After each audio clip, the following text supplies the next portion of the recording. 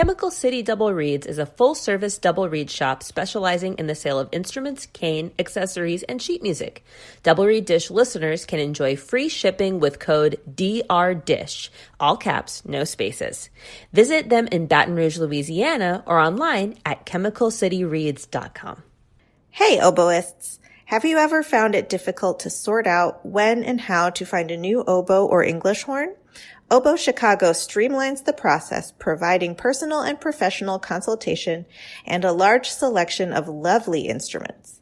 The process feels comfortable and thorough. Selection includes F. Fleuret of Paris, Howarth of London, Covey oboes, and Fox products. For a current listing of Oboe Chicago's selection, please visit www.oboechicago.com. For a credit of $100 toward shipping, mention Double Reed Dish when you call or email Shauna. Hi, I'm Galit Kaunitz. And I'm Jackie Wilson, and you're listening to Double Reed Dish, a podcast for oboists, bassoonists, and the people who love them.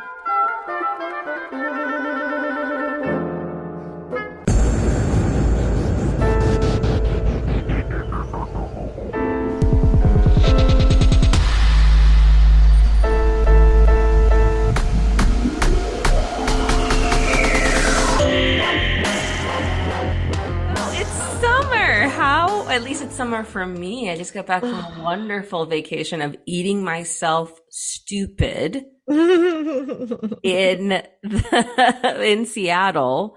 How has the end of the semester been for you? I'm almost there. We had juries yesterday, and I am double checking all of my grade inputs today, and then I'm done. Well, I was laughing because I was done before you, but come fall, when I have to go back a week before you do, you're going to have the upper hand and you're going to laugh that you have longer vacation than me. That's true, but I think I would rather do it your way. Rather get it done with. Yeah. And I'm always excited to go back. I love the start of a new year, and I love buying school supplies that I don't need.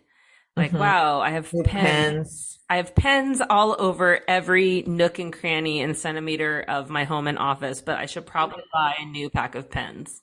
Another planner that I'll only use for 2 months. So one of the things I'm most excited about actually is I finished recording my album. So awesome. It was way more intense than I even anticipated. I was wild. Holy moly. And Benjamin assures me it gets easier with every time you do it, so I'm trying to trust in him. But it's a really intense relationship you have with repertoire that you record, and I'm so excited to have new stuff on my music stand. I'm excited to practice. I'm super into the bassoon. I was actually telling you that, but I am so sick of that repertoire that I recorded. I'm fatigued. I'm just let's get this over with. And I've got all this new stuff to learn. I'm super excited. Didn't you texted me that after one of your recording sessions, you had to go perform at an elementary school? Yes. Yeah. The Coeur d'Alene Res had this fundraiser, and they asked local Native musicians to come and play because they were trying to fundraise for, I kept calling it an urn, which it is not an urn, but how you fire, the thing you fire pottery with so they can actually make, a kiln. I actually asked the lady who organized it, I go, have we raised enough money to get the urn? And she was like, what? Urn? Nobody's dead, so we don't need an urn at the elementary school. Yes, I recorded and edited from noon to 5 and then drove to Plummer, Idaho and played my dance suite after the recorder duet and before a local powwow drum, and it was... It was awesome. I got a new painting for my office by some of the students in the silent auction. So that was cute. Yes, we have all sorts of gigs. And the next big project, at least recording project, is you and me are going to record these Consortium pieces. God, I'm so excited. This episode's being released on May 15th. So if you are in the early access levels of Consortium membership, those pieces should be waiting in your email like now. Oh my God. They're so cool too. Well, yeah, we got a sneak peek, so we're already pretty familiar with these pieces. Let's talk a little bit about what people can expect, especially if they're not in those early access tiers. Like, what are they in store for? Are you ready for some sharp key signatures? Oh, don't scare them away. No, it's all friendly key signatures. It's F and C and the whole time. No, the pieces are really cool. We just got to look at them. When was it? Last week? Yeah, they started kind of trickling in. There was a deadline, of course, for the composers to submit, and we have to get the mailing lists and all that type of stuff. So they trickled in slowly. Mm-hmm. Bryn Solomon's piece. Yeah, that was the first one I looked at. Dances for Tangible Water.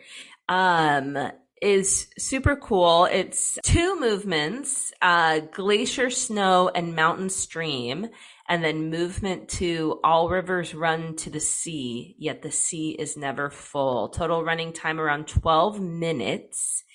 And you were telling me something I wouldn't have necessarily known, or at least had to Google. There are some Jewish musical liturgical elements infused into this piece. Talk to us about that. Okay, so there is a trope system where if you are Jewish and went through a bar bat mitzvah, you learn how to read Torah trup.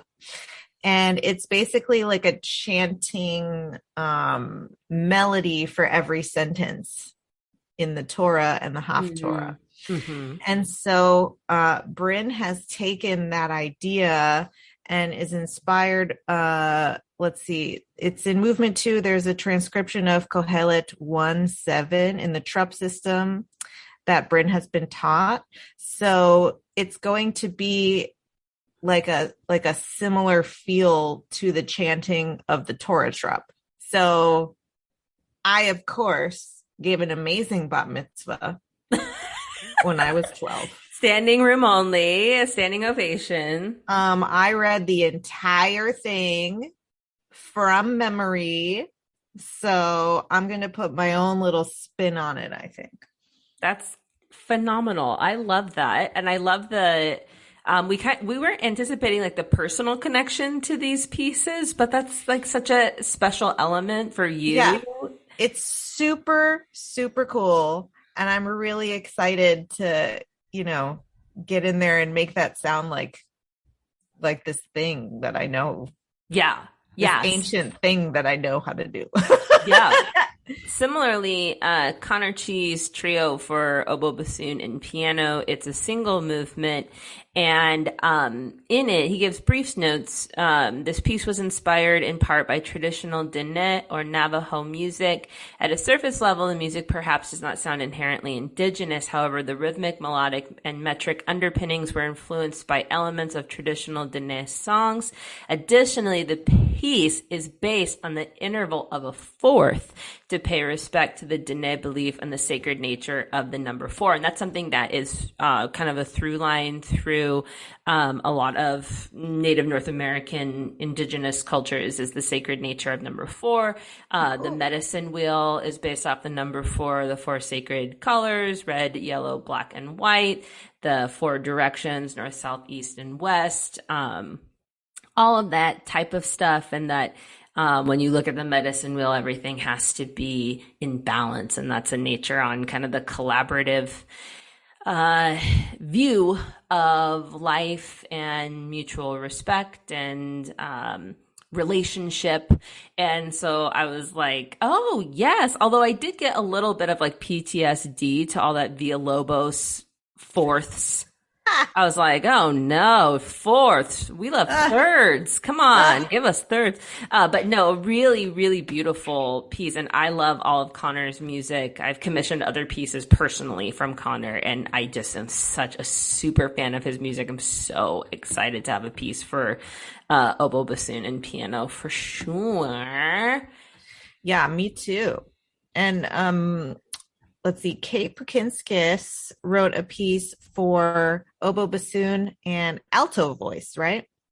It's supposed to be, she was saying how like it's supposed to be a really accessible voice part that like Like you don't most have to could be a do. singer Yes. necessarily. So she specifies treble voice, but I did inquire about non-treble voice, and she was like, "Yeah, sure." Like, I think it's supposed to be a really kind of all-purpose voice, flexible voice part.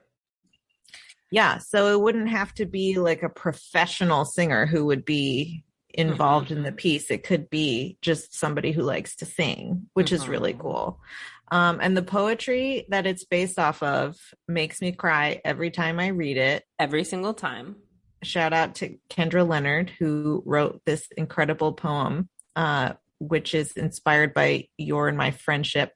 Yeah, we talked about this in the live with Kate, but in case you listeners didn't catch that, this piece originally wasn't intended to be a part of the consortium. It was going to be a personal commission.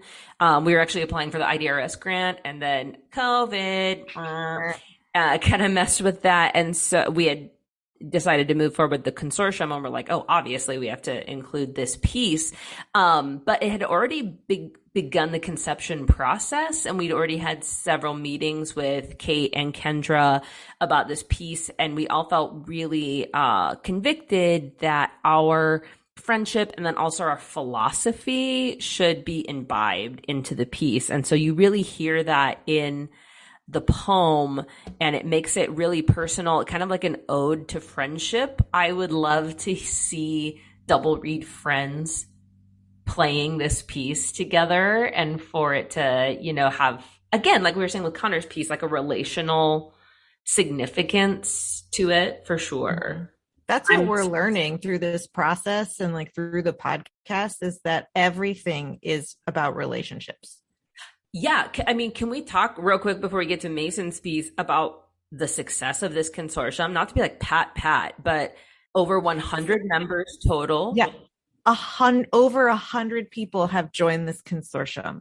And that is so amazing to see you guys just like, yeah, we want to be a part of the process of creating new works for the oboe and bassoon by these exciting new composers. Yeah, I feel like we won. Like, I feel like the commentary was, you have to have big money, you have to have a higher ed job, and you have to be part of an exclusive by invite only club in order to create significant new works. And it's not true.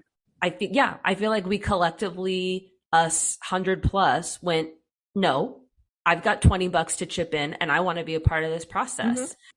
And there were so many people who joined at the $25 level. Like, I remember back a year ago when we started this thing, like you and I were so excited every time we got a $25 level consortium member, because we were like, that's a person who wouldn't have had access previously. Absolutely. And I hope we can all, again, not to be like, but I hope we can all learn from that. Like, I hope this is a new model going forward. Like, I hope we're not an outlier.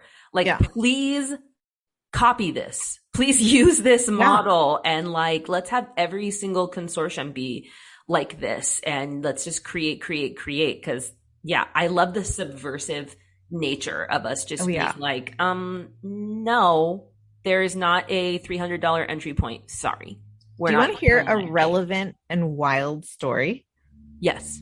So 8-9 years ago, I was visiting my friend, non-musician Bestie, who lives outside of Boston. I was visiting her and her husband. Kava, my love. And they're both very educated, very brilliant, wonderful people. And I remember we were out doing something and I was like talking about like composers that I liked that were alive, and her husband, who is again a brilliant, very educated person, said, "Oh, I didn't realize that people are still writing classical music." And I was like, "What?" And he was like, "Yeah, I thought that was like in the past." And I was like, "Oh no, people are doing it." Like, and so what we're doing with the consortium, and like anytime somebody writes music today, is invigorating our art form. Yeah, absolutely. Keeping us relevant. Yeah, keeping us relevant and dusting the cobwebs off and making it something really cool and interesting and contemporary and for right now. Well, speaking, we can't forget to shout out Mason's piece, Pong, Oh yeah. which is inspired by the Atari game Pong. I don't think I ever played this game. It's like you're on one side and then you're on the other. And so it's kind of like tennis, but a video game. And so like you'll send the ball over and then the other one will have to move Oh, the and you thing have to up or move the down bar.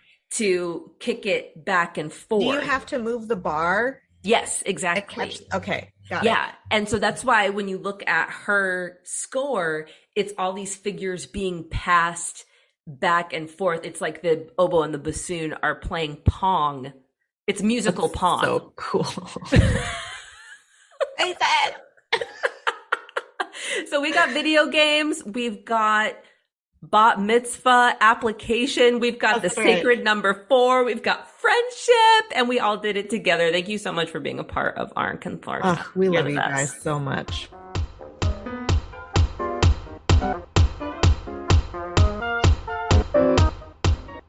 Ugly Duckling Oboes is dedicated to the development of young oboe players. They provide quality handmade oboe reeds, private lessons, and high-quality oboe sales, rentals, and consignments. The oboes that they rent are conservatory mechanism oboes that include the left-hand F key and low B flat key. All are maintained by oboe-specific technicians. In-person lessons are available, as well as virtual lessons for students who live outside the geographic area or have transportation and scheduling challenges. They also offer online college audition coaching for high school juniors and seniors who plan to audition to be music majors. Visit uglyducklingoboes.com for more details on how you can set up yourself for success and sign up for their newsletter. That's uglyducklingoboes.com. Consider buying your processed oboe and bassoon cane from those friendly folks over at Barton Cane. Processed with care and precision for your everyday reed-making needs. Take the pain and injury out of reed-making by letting Barton Cane do the hard, repetitive, boring stuff. Free up time for practicing, happy hours, hikes, baking, and spending time with friends and family. Barton Cane, here for you. Visit www.bartoncane.com.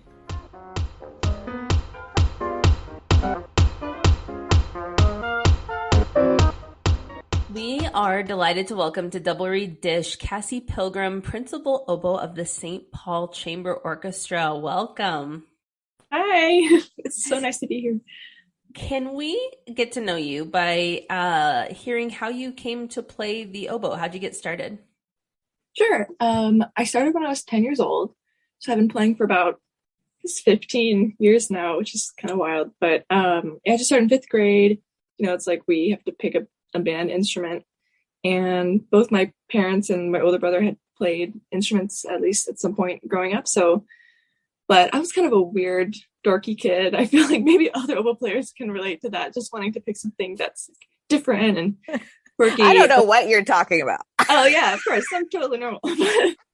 I just remember maybe this is a kind of a negative character trait, that I'm just kind of stubborn, but I think also oboe players need a little bit of that too. And so when they told me that I should play clarinet or flute or something and said that was easier, I was like, no, I'll do what I want.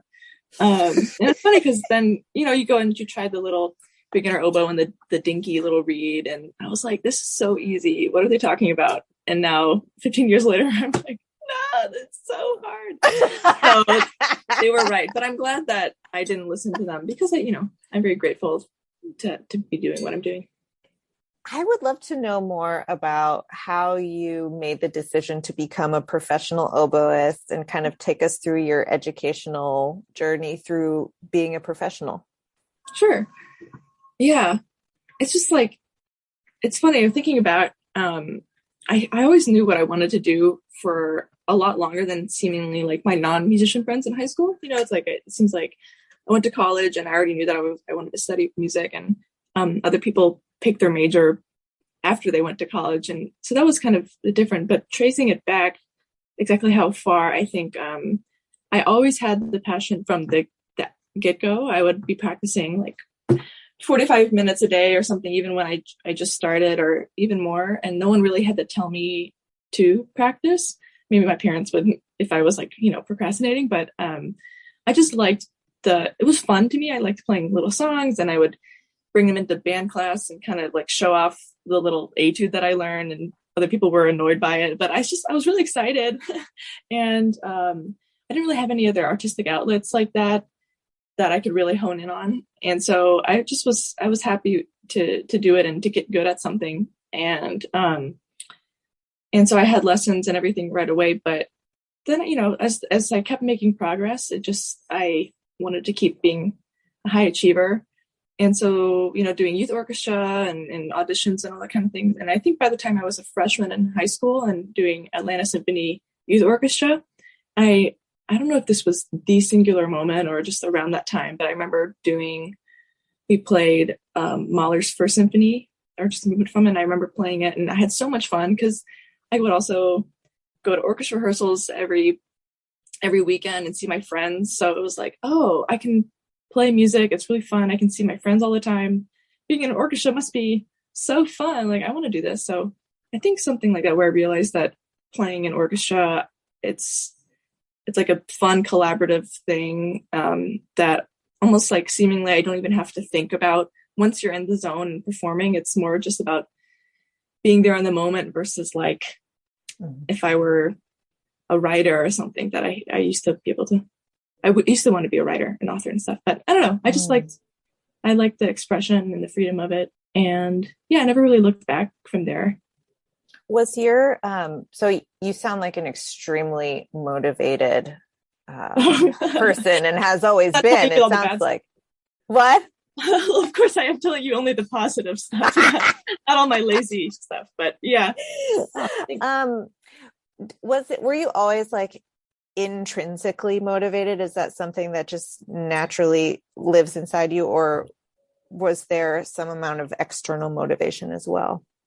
I think there's both. I'm not ashamed to admit that I do better with external motivation, with lessons and stuff. And it's like, do I want to be embarrassed when I go in, or do I want to do well? And I think that's normal. And that's why, I almost miss being in college sometimes with like having that motivation to get me to practice and learn stuff. But I also just enjoy, I think it's sort of like the more effort you put into it, the more you reap, the more you sow. So the more you scrape, the more insane I go, or I don't know, whatever. But so I don't know, there's like a people pleasing element of it that I feel like, I'll use that to my advantage. But also it's like, I enjoy playing music. So the better you are, the more things you can kind of do, the more music you can play. So that's kind of a motivation. Can we hear about maybe your training and educational journey? Like, kind of walk us through where you went to school and your experiences. Maybe some people will be like, oh, this teacher emphasized this thing, or, talk about how different environments were formative in different ways for them. Sure. Yeah. See, I'm very lucky. I all my major teachers and other people that I've studied with, and I feel like I've had a kind of a consistent education and lineage in that. My most major teacher growing up in Atlanta was Elizabeth Cook Tishon, and I started studying with her when I was 12. And I remember I was kind of resistant at first because I had another teacher that I was loyal to, and my parents kind of wanted the best for me, so they sought out Liz, who's principal in Atlanta. So they told me, oh, you're going to have a lesson we're going to start studying with her. And I was like, well, she'll never be my teacher because I am a good, and of course, like, it's ridiculous because then, and you were 12. Like, what do you know? 12. Yeah. But she was such a great influence to me, and she still is. And so I'm really grateful for her. And then I knew that she had gone to the Curtis Institute of Music, and she would talk about her teacher. And I remember being in high school, in my freshman year in high school, and we would have laptops, and I would just not be paying attention in class because I'd be like on the Curtis website looking at course materials, and I was just like kind of daydreaming, like, and I didn't know that a couple years later that would be going there. So that was kind of, I forgot that happened. So I was, always kind of interested in kind of climbing that family tree in a way, because it just seemed like, oh, I like what Liz is thinking, like might as well go to the same source. And so I ended up doing the same thing. I went to Curtis and I auditioned in my junior year of high school. So I left high school early, but then I went 4 years at Curtis, studied with Richard Woodhams.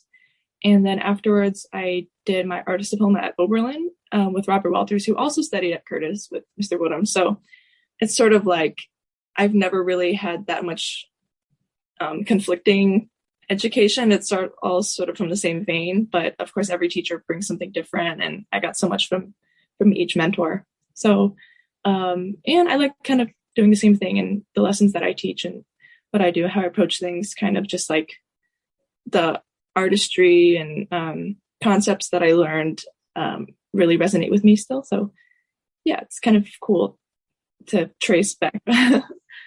It seems like it would be really formative and significant for a 12-year-old aspiring professional oboist to see Liz Cook to Schoen, a young woman, as the principal oboist of a major, your local major orchestra. Was that like, do you think that was something that influenced you and like allowed you to envision yourself in a successful role? Yes, totally. I think have you met with Liz before or done the yeah. Mm-hmm. Yeah, she's just so down to earth and approachable and such like a kind person. And so I think for me being that young and she was younger than I am now when I started studying with her, which is kind of wild to think about. But so in a way it's sort of like she was just always very encouraging and I learned so much, but it was never like me teacher, you student, like kind of that strict dynamic that sometimes like when you're that young it's motivating in a way, but I liked having that. She was nothing but encouraging to me and I kind of took it and ran with it. And so of course seeing her then going to concerts and seeing her absolutely like nail it and be so cool, and so like that was kind of formative, and I think I take that with me now where I can do my job, but also I like to be approachable with students and just sort of like show them you can have fun and also like be top tier at the same time. But it's just super beautiful and poetic to see that you have achieved such a huge milestone at such a young age, being principal of a major American orchestra, and you studied with the person who did the same thing. I mean, it's just so beautiful to see. Right. It's actually it's kind of wild. Like, I don't know. I didn't really feel that pressure to like follow in my teacher's footsteps, but it kind of, in a way, just happened by coincidence where my teacher, Richard Woodhams, got his first job in St. Louis, I think, when he was like 19, and Liz won her job in Atlanta when she was 20 or 21, and I won my job when I was 21, and my predecessor, Kathy Greenbank, and SPCO, she got her job when she was 21 too. So I don't know what this age is, but there's a certain fearlessness about being in your late teens, early 20s. Maybe like, I got nothing to lose, and then all of a sudden, exactly. Oh my God, I have to play a job now. You don't know what you're risking.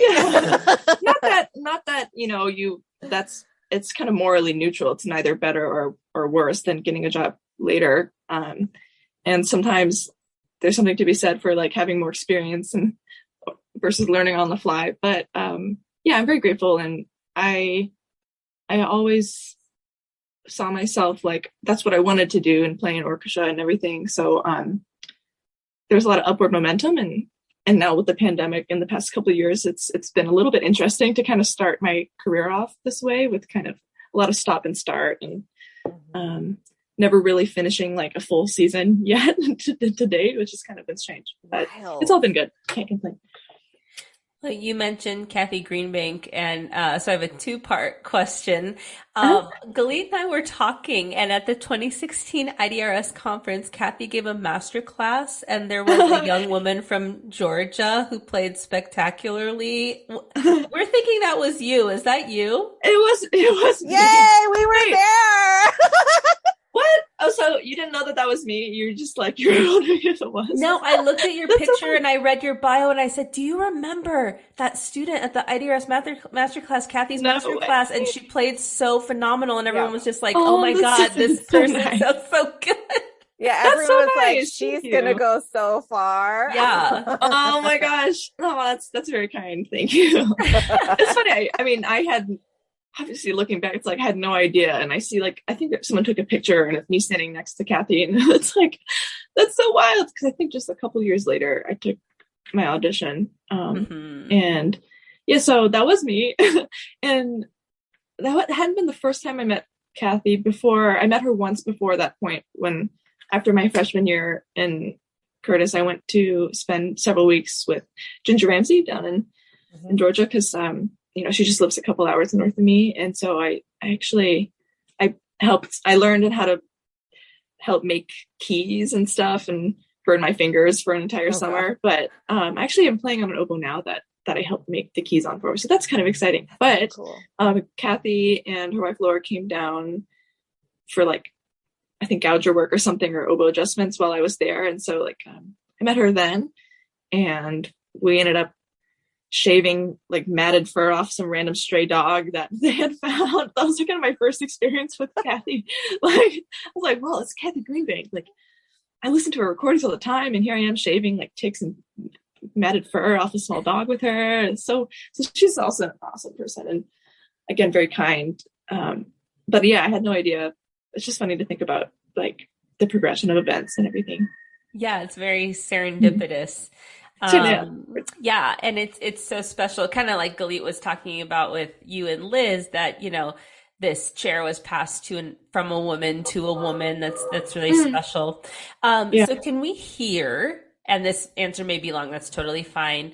Kind of your journey to the St. Paul Chamber Orchestra. Can we hear kind of your audition path and how you got to where you are today? Sure. Yeah, before I took my audition in 2018, I had only taken one more audition at that point. And so I was kind of green on the scene, and I was kind of, I don't know, apprehensive about auditions for a while. I never felt ready. And while I was in undergrad, I just truthfully like never really prepared properly. I think I just kind of relied on like, I'm talented. I can go in there and they'll hear my musicianship, even if I mess up a rhythm. I was a little bit foolhardy about that. But I was also young, and you do learn a lot from audition experience, like whether you win or not. But then I went to Oberlin, and I studied with Robert Walters, who knows so much about audition prep, and he really has taught me so much about routine and like the whole journey of it, the process. So I really dove straight into that, and I was really grateful. In that artist diploma program at Oberlin at the time, I didn't have any classes or really anything to do besides just like Mr. Walters called it, use the school as a laboratory to like launch yourself. And that's kind of what I did. It's like every resource that was there, and going to a library or like taking reserving halls to do mock auditions and driving and playing for all these people in the area, like really just doing as much as I can, trying everything. And it really paid off for me, I think, because then when the audition rolled around and it was a job that I really wanted. Like I knew of the orchestra for a long time and listened, and Kathy's recordings were very formative to me. Like I always had kind of her concept and sound in my ear, but I try not to think about it too much going into it. Like, I really want this job, because I did. But I think with the level of preparation that I achieved, I think that's kind of a goal. It's like to go in there and having the mindset of like, no one has done more than I have for this audition, whether it's true or not. But if you have that feeling, not in kind of like a judgmental way of other people in preparation, but just knowing like I could not have done more than this, and I doubt anybody else has. then that's like a certain type of confidence that it's very transparent behind the screen as well. As someone who's now sat on a panel, I can really tell like if someone has really gone through the gauntlet, and even if they miss a note, it doesn't really matter because you can see that they have a clear understanding and a vision of what they're doing. So that's kind of what I wanted to pull off. And it all just kind of went from there. I had played with SPCO once before. I subbed a few months before the audition. So I had the benefit of being on that hall before at least once. And I know not everybody has that opportunity, but you know, I can recommend it if anyone else, even just like passing by or being in the same city before, like have some kind of familiarity, takes away kind of like the scariness of it all. But I had that audition, and then a few months later I had my trial, which was 3 weeks in January in Minnesota. At one point, with the polar vortex, it being, I think with the wind chill, it was like negative 60 degrees, which I was like, why am I doing this again? But I made it through. And then I started later that year in September for the first season in 2019.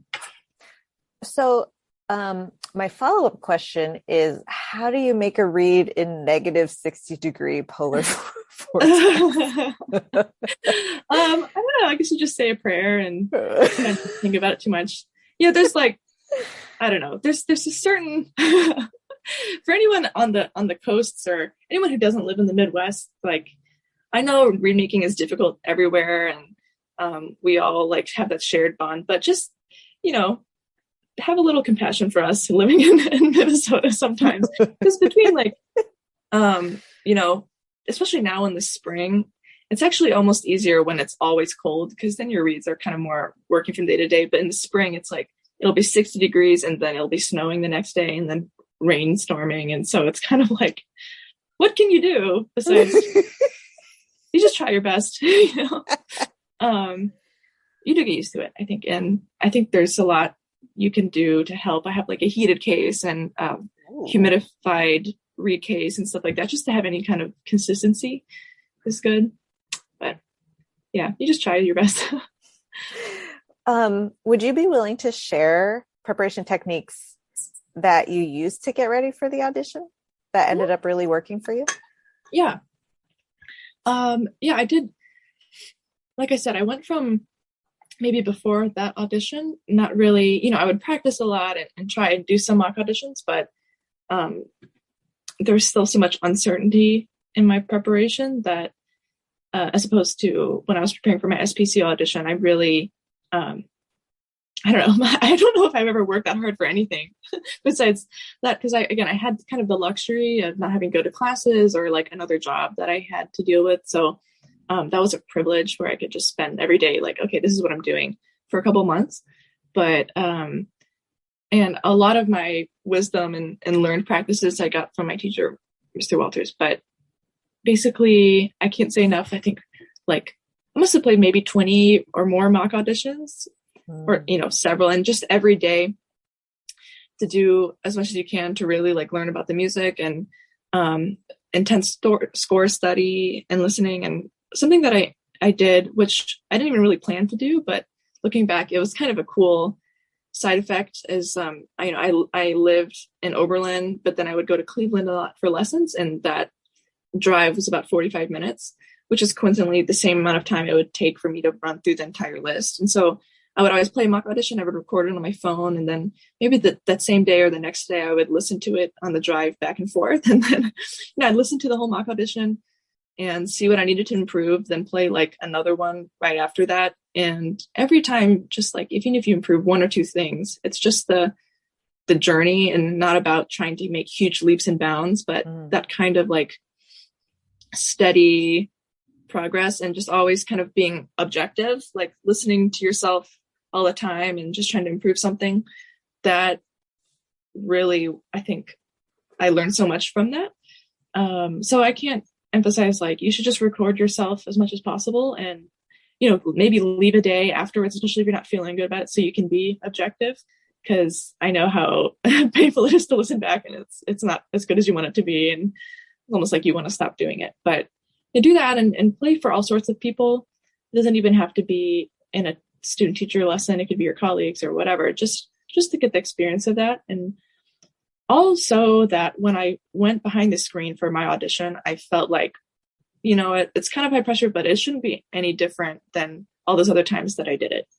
And I know it's not necessarily a hot take, like just do mock auditions, but a lot of times I don't think people do enough. Like maybe they've done like 4 or 5 or something, but I'm like, do as much as you possibly can, not to the point where you're beating a dead horse with a stick, but just so it's like,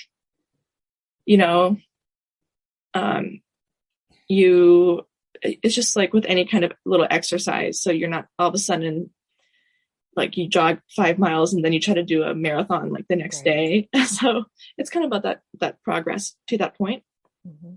And I don't know, I found recordings that really resonated with me, but I think also I tried to embody each piece, each excerpt as close as you can. I think that's the difficult part in an audition, is when you have to just kind of rattle off 5 excerpts and embody each character like pretty quickly within a few seconds between each excerpt.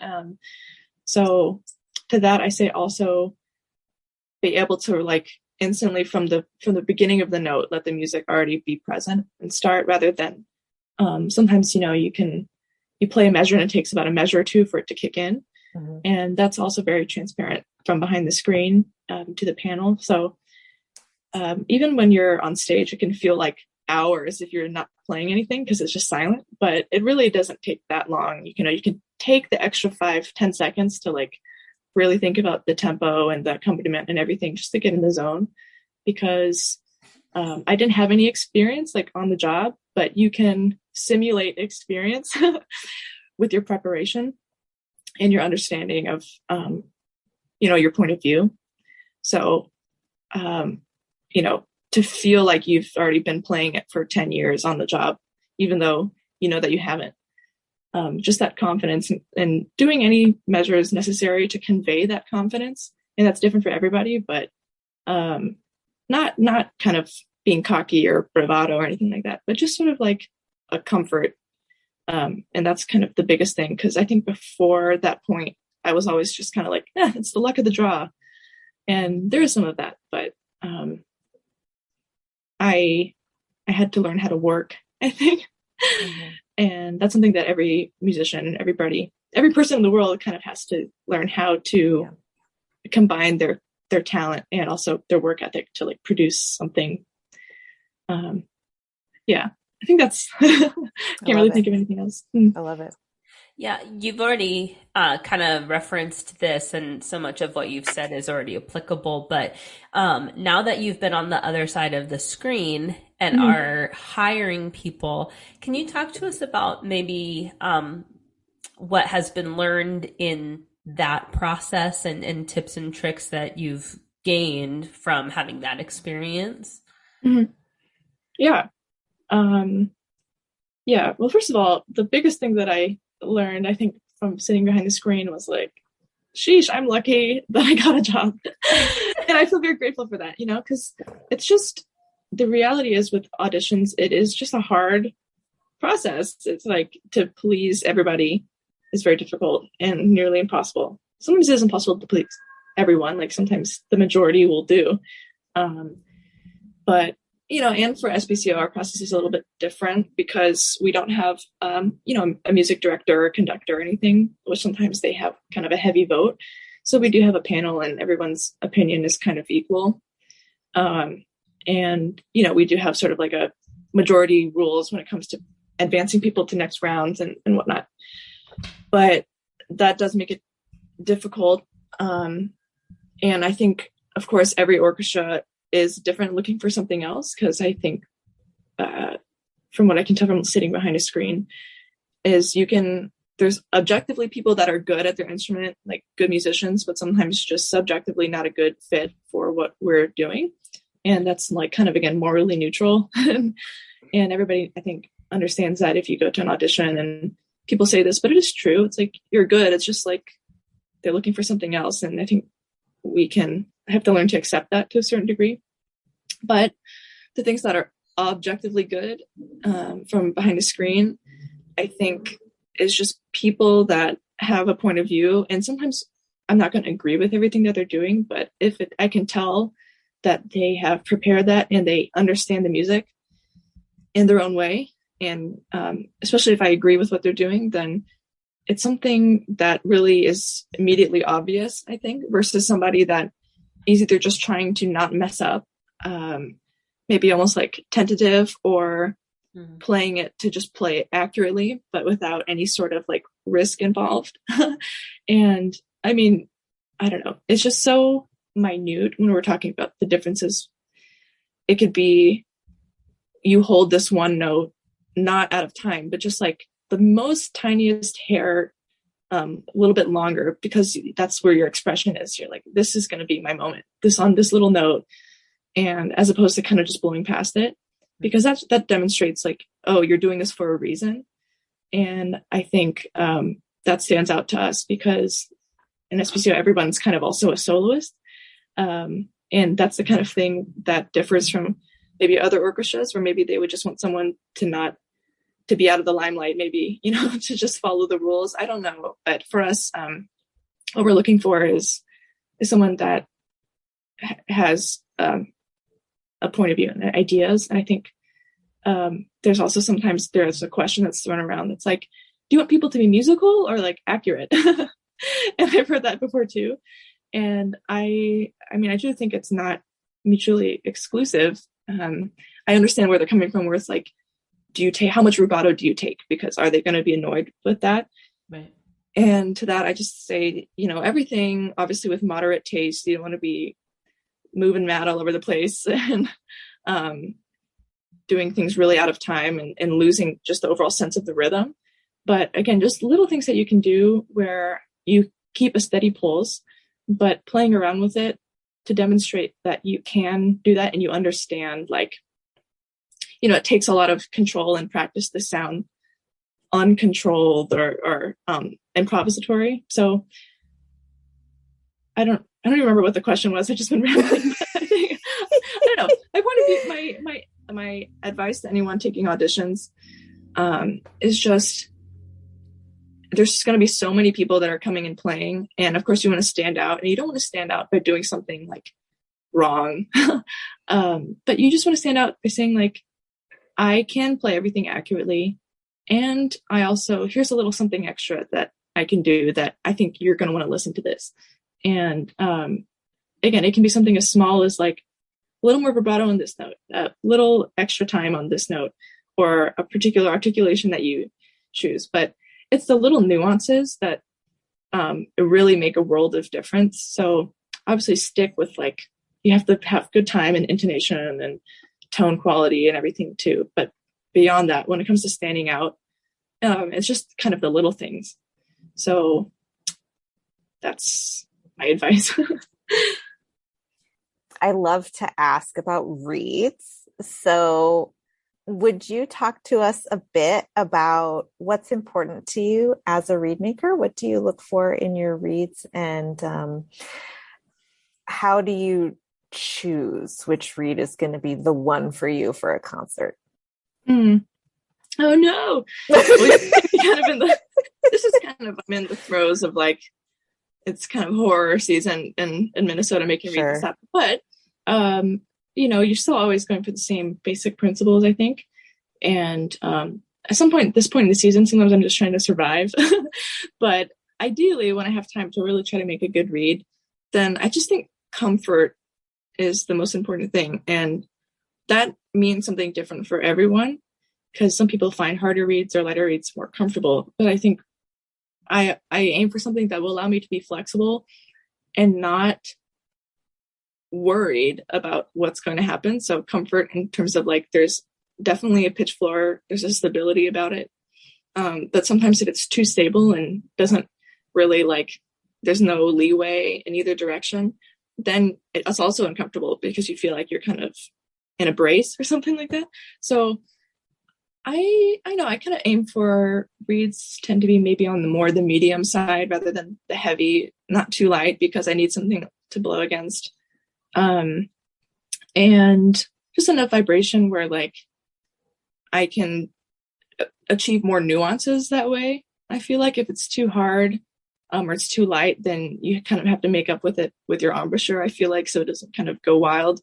But that's most important to me, especially in my job. Sometimes we do have to get really quiet, or we're like we like to do a lot of little things and quirks and nuances and stuff like that. So I definitely need something that I can manipulate a little bit with embouchure air if I need to. But either way, no matter what I do, there's kind of a solid pitch center. And that's something that I didn't really grasp either until maybe by the time I was a little bit older.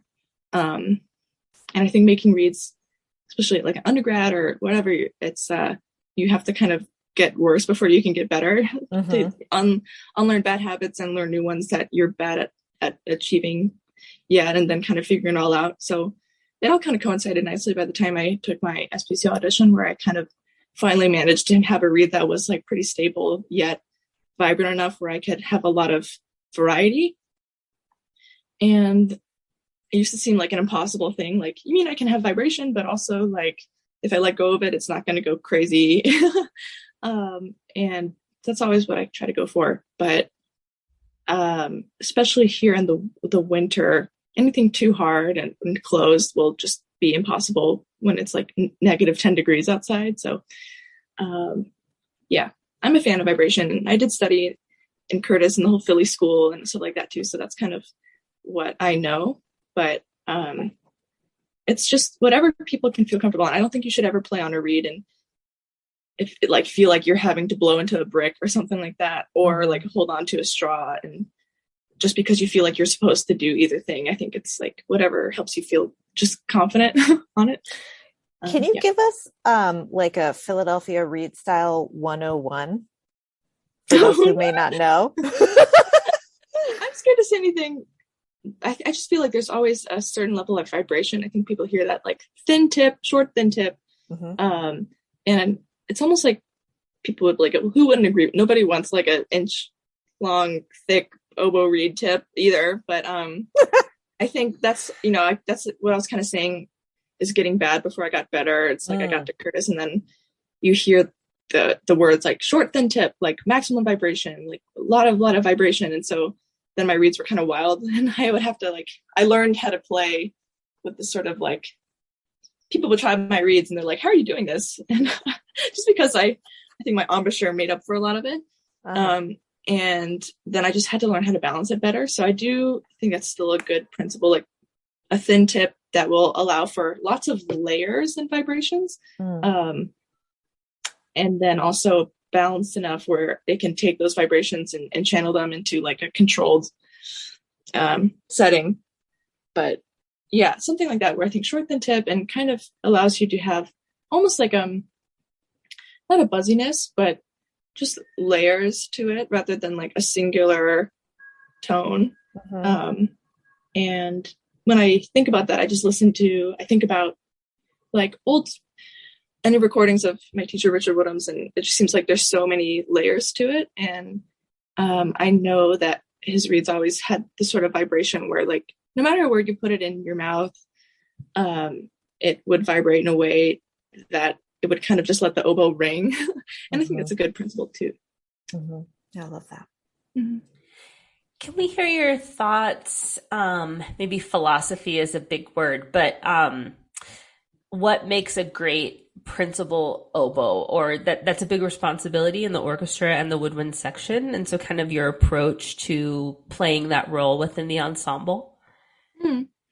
Yeah. I don't know. I guess I always saw myself, not always saw myself, but I kind of hoped, and I enjoyed playing principal growing up in youth orchestra or in college and stuff like that. And I guess part of that is just because I like the spotlight and blah, blah, blah, and the solos. And also like, I don't have to worry about as many low notes and second oboe stuff. But also I think there's like a sort of, I like that responsibility. And part of it is you have to be the great, almost the great negotiator between winds and strings, literally in the middle of the orchestra. And especially in my position where we don't have a music director all the time. And so like everyone is kind of a conductor in their own right, and we're all making those connections. But especially for me, kind of to engage horizontally and, you know, backwards with all my wind players, but also connect with the strings, and kind of be that translation point. Sometimes I feel that way.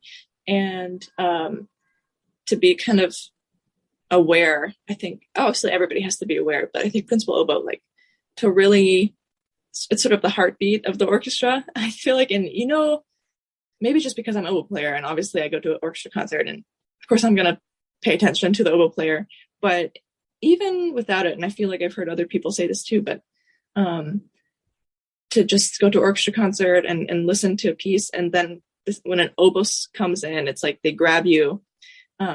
It's sort of like the captain of the ship in a way, if they're doing it right. And maybe that's just the way I want it to be. I want to be the captain of the ship, but there's something about taking charge and kind of being the stronghold of the wind section, and also being able to relay with the strings, which I don't know. It's just because that's the way we have gone about it for a while, and we tune the orchestra and all this kind of thing. But if the oboe is supposed to be like the most like the human voice and the vocal, then it's like to view yourself as the voice of reason, the voice of the orchestra, just sort of like getting to set the tone. And I'm not saying that that's what I do all the time, but that's kind of what I would like to do, that to kind of be able to be like a go-to for other sections, and kind of like just be able to freely express myself from that point. But I don't know, when it comes to what makes a good principal oboist, I think it's like you convey your point of view, and it kind of sets the tone. I feel like every time I listen to a recording, even if I weren't an oboe player, I feel like a big oboe solo, like in a Brahms concerto or Brahms symphony or whatever, it would just be like they save those solos for the principal oboist to kind of, you set the tone, you have this expressive moment. And without that, it would kind of be devoid of like the most heartwarming, expressive parts, in my opinion. That's what I like to think. Also, someone has to be like the most neurotic and like someone that everybody can laugh at, because that kind of also ends up being the same thing too. Could you share with us a favorite memory of a past performance? I'm trying to think. There's been good concerts that have been like some of the best, but I don't know. We recently did a concert with Abel Salaucho, who's this South African cellist, and he's amazing. And also, I think, not to plug, but I think you can watch that concert at some point in the near future. Nice. On our concert library. And actually the wind players didn't get to play with him this time, but we did do a Haydn symphony earlier in the program, and then I got to go and watch him. So it's not even really anything that I was doing, but just to see that and the level of engagement. And he did singing and throat singing, and they also had a talking drum performer, and at one point culminated in, you know, people were getting engaged, not to be married, but you know, they were engaged with the audience. And like at one point we had an old woman come up on stage and quite literally like thrust dancing on the front of the stage. I was kind of taken back in a happy way. I was like, wow, like these people are really feeling something. And it's not something you often see. People aren't usually thrusting at like Beethoven symphonies, but not usually. Not usually. They should, but that doesn't quite. So that was cool, and just to see, again, to kind of, I like things that kind of stretch the boundaries of traditional classical music concerts, symphony orchestra things, to just get people to remember, like, oh yeah, we're all here experiencing something together. Like, let's have fun. Mm-hmm. So that was really cool. And I also, I don't know, every concert that I get to be a part of in SPCO, I really, I'm really grateful to be a part of it. We also did, a couple of weeks ago, I played Haydn Symphonia Concertant with Faye. I don't know if he's been on the show, but he's like the most amazing bassoon player ever. Yeah, so that was cool. And we also did like an arrangement of this Prokofiev violin sonata for chamber orchestra, and Steve Copes, our concertmaster. So we get to do a lot of stuff that's interesting programs, a lot of arrangements. And because we're a chamber orchestra, we get to be really dynamic and commission things and arrange things and do a lot of cool chamber music here and there. So it's kind of the job that I never like obviously expected to have this job, but it's just such a good fit for me because there's a lot of freedom in it. And I think I always knew I wanted to at least be in some place that challenged me, like a high artistic level. And I am really grateful that I get to have that, to be in a place where like all my colleagues are just amazing. And sometimes I'm like, you guys are too good. Like, can you sound worse? Because like my reads are bad today. And I just like, I don't know. Can someone mess up at least once? And so like, you know, be careful what you wish for. If you ask for a high level, then you also have to be at a high level all the time. And it's hard. But, you know, I'm very lucky. Can we now hear a memory of something funny or embarrassing or like a memorable performance for not necessarily like a sentimental reason, but like oh my gosh, you'll never believe what happened type reason? Yes. Let me think again. I feel like it's always like when someone's like, oh, tell me something about yourself, and then you forget every characteristic about you. You know, I know there's so many, but let me just think. Well, this is not really funny for me, but a few weeks ago I did have food poisoning playing a concert.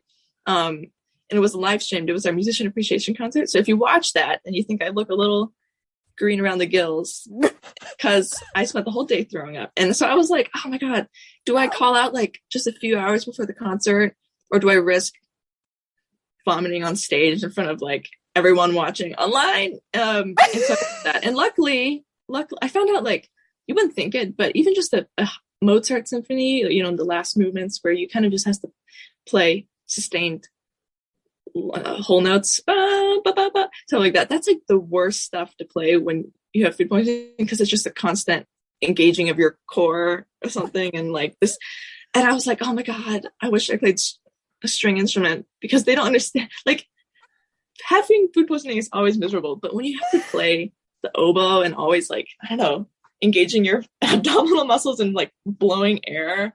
So I barely made it. It was awful. Oh my God. So, you know, did you have a bucket next to you?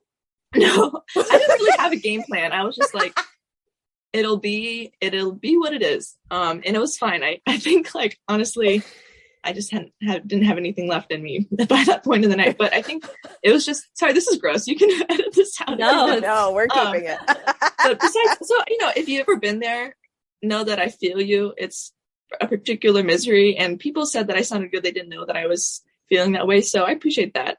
If anything, I almost wish that there had been a disclaimer that I did, so people would be extra impressed. Like, wow, he's like, this is doing good. But and the only other one I can think of, I guess in recent memory, I think there was, we went to Vail, our orchestra, last summer, and we're going again this summer. Really excited. We went kind of at the 11th hour. Josh Belt was going, and he was supposed to play with Academy of St. Martin in the Fields, and they couldn't get visas due to travel and stuff. So because of that, we got to go. Woo! So that's exciting. But it was like that night of the concert, because it's an outdoor amphitheater, and it was like 50 degrees and started pouring rain, like right. I could feel raindrops hit my back at some points when I was playing, I think because of the wind. And of course, like every second I wasn't playing, I was like clutching it to myself, just hoping my oboe wouldn't crack. So that was kind of, but it was one of the best concerts I had participated in that point, because I think it was also like at a certain point in the middle of the pandemic where people had just had vaccines and there wasn't like variants out there that we knew of yet. So almost it was kind of a joyous thing, like, oh my gosh, we're doing this again. And so that was cool. But during the encore, he was playing some arrangement of something, and a squirrel ran on stage and started was like weaving in and out of our chairs. And I had been wearing wide leg pants, and so I was like, oh no, like, you know, when you regret it out, I was like, in that moment I was like, oh my God, the squirrel's gonna run up my wide leg pants. I thought, I don't know, you know, little things that you don't think about, because obviously when you're getting dressed, you're like, I look good, but is the squirrel going to run up my pants? I don't know. So at one point, I think the squirrel did run under my chair, but it didn't go up my pant leg, which I was curious about. But it's funny because I imagine he was up there playing, and all of a sudden, because the squirrel was running around behind him. So that would be disheartening if you're playing something and then all of a sudden the audience starts laughing. That would hurt my feelings, But no, it was just because there was a squirrel, and clearly he was very distressed, or maybe he liked classical music. I don't know. Yeah, he probably just loved it. Yeah, I guess so. He better. Not something that I think we have to worry about typically in our concert hall, but outdoors, it's higher. Watch out for squirrels. Yeah. Wear skinny pants. Yeah, exactly. What advice do you have for young musicians who aspire to have a career like yours? I think, I don't know, with oboe, sometimes is myopic the right word? It's like, it's such a hard instrument to play, and we have so much to learn, and there is a lot of objective, like, rights and wrongs.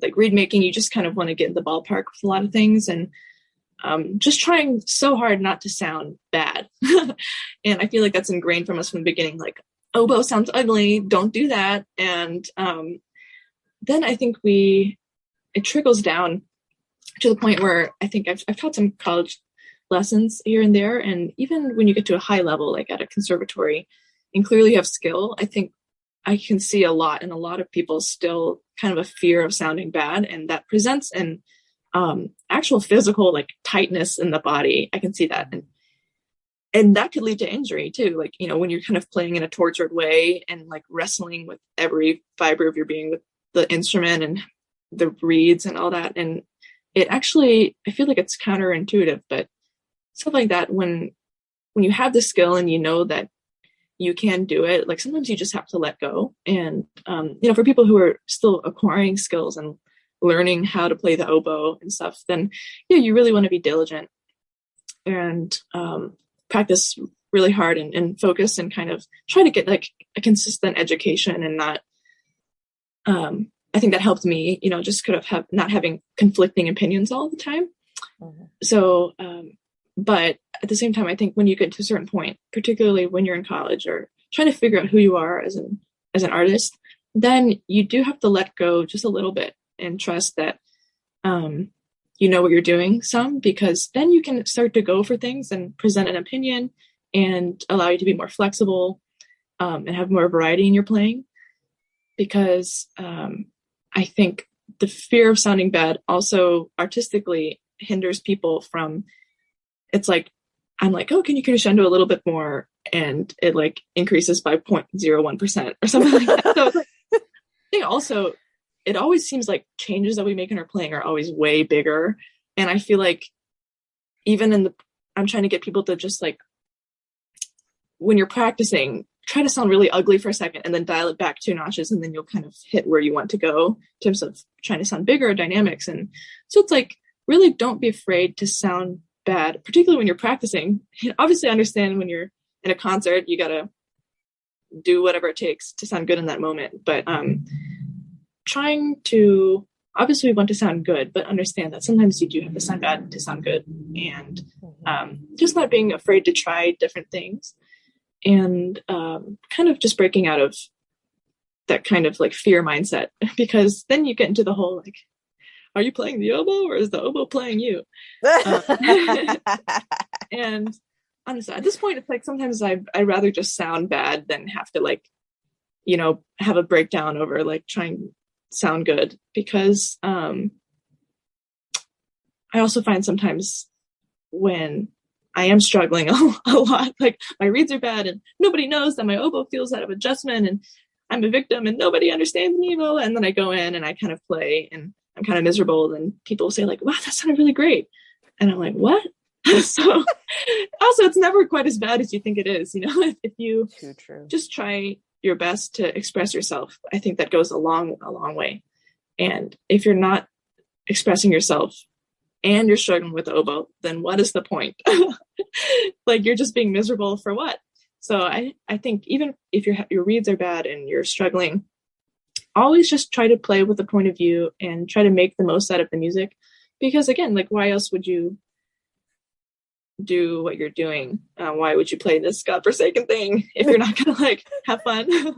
So yeah, just always, you want to play accurately. And when you're young, you have so much to learn and acquire rhythm and accuracy and intonation, all this stuff. But you're never too young to start being expressive and being an artist. I think like if we could encourage kids to be an artist from the second they pick up their instrument, because the point of it should be to like express yourself, not to like win a prize or to like get 100% on anything. And I know obviously you don't want to be that student that's like fighting your teacher back on everything when you're 10 years old, but just there's no really way to win the oboe except for you are like doing what you believe in and kind of like playing good music, you know what I mean? So that's what I would say. Just like, don't be so scared, I think. I hope that helps somebody and doesn't like derail someone. Don't take it with a grain of salt. I don't know. Cause I was scared for a long time of it, but now I'm not as much and it's making my life a lot better. So that's what I would say. Cassie, thank you so much for talking with us on Double Reed Dish. You're phenomenal. And it was such a joy to have this conversation. Thanks so much for having me. I hope that someone got something out of this, but I did. Yeah, for sure.